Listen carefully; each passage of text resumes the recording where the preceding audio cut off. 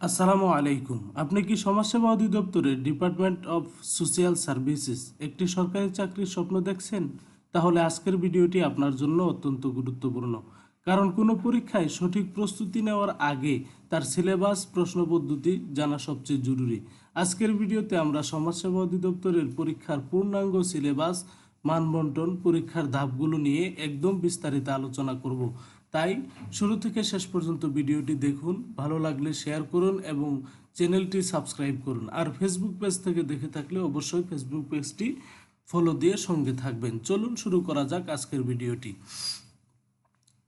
সমাজসেবা অধিদপ্তরের পরীক্ষার পদ্ধতি, এক্সাম প্যাটার্ন। সমাজসেবা অধিদপ্তরের নিয়োগ পরীক্ষার মূলত দুটি ধাপে অনুষ্ঠিত হয়। এক, প্রিলিমিনারি এমসিকিউ পরীক্ষা, সাধারণত 70 থেকে 100 নম্বরের হয়ে থাকে। প্রতিটি পদের জন্য সঠিক উত্তরের জন্য 1 নম্বর দেওয়া হয় এবং ভুল উত্তরের জন্য সাধারণত 0.50 নম্বর কাটা যেতে পারে সার্কুলার অনুযায়ী। লিখিত পরীক্ষা ও মৌখিক পরীক্ষা। এমসিকিউতে উত্তীর্ণ হলে লিখিত ও পরবর্তীতে মৌখিক পরীক্ষার জন্য ডাকা হয়। উল্লেখ্য, কিছু ছোট পদে শুধু এমসিকিউ ও ভাইভা নেওয়া হতে পারে।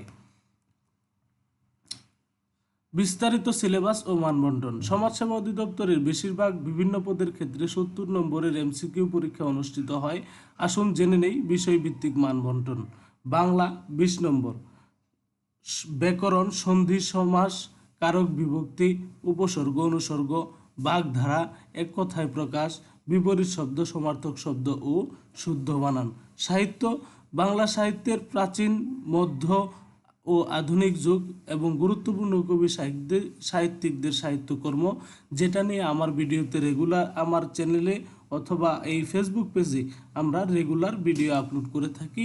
আপনি সঙ্গে থাকবেন এবং ওই ভিডিওগুলো দেখে অবশ্যই প্রস্তুতি পূর্ণাঙ্গ করতে পারবেন। ইংরেজি 20 number, grammar, tense, voice, narration, parts of speech, preposition, subject verb agreement, correct spelling, synonym and antonym, vocabulary and idiom and fresh.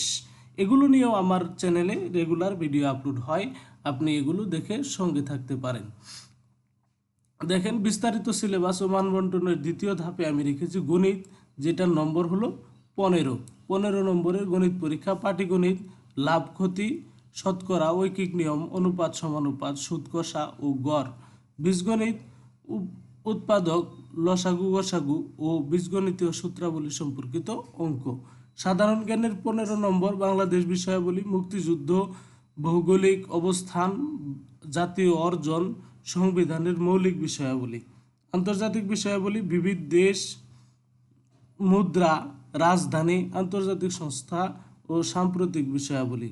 প্রাথমিক বিজ্ঞান ও তথ্য প্রযুক্তি। এই হলো বিস্তারিত সিলেবাস ও মানবন্টন। দেখেন, এখন আমরা আলোচনা করব প্রস্তুতি নেওয়ার সেরা কৌশল।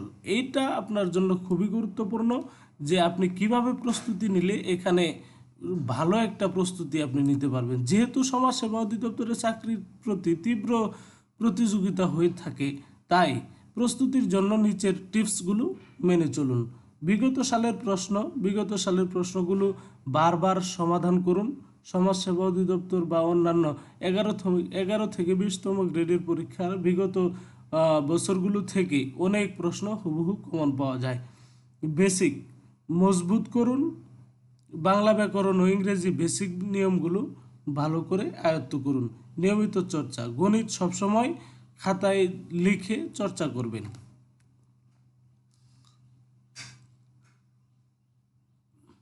শেষ কথা, এই ছিল সমাজসেবা অধিদপ্তরের পরীক্ষার সম্পূর্ণ সিলেবাস ও মানবন্টন গাইডলাইন। আশা করি এই সিলেবাস অনুযায়ী পড়লে আপনার প্রস্তুতি আরও গুছিয়ে নেওয়া সম্ভব হবে। সমাজসেবা সম্পর্কিত আরও কোনো প্রশ্ন বা কনফিউশন থাকলে কমেন্ট বক্সে জানাবেন, অবশ্যই জানাবেন। ভিডিওটি ভালো লাগলে লাইক ও শেয়ার করতে ভুলবেন না। সকলের জন্য শুভকামনা। আল্লাহ হাফেজ।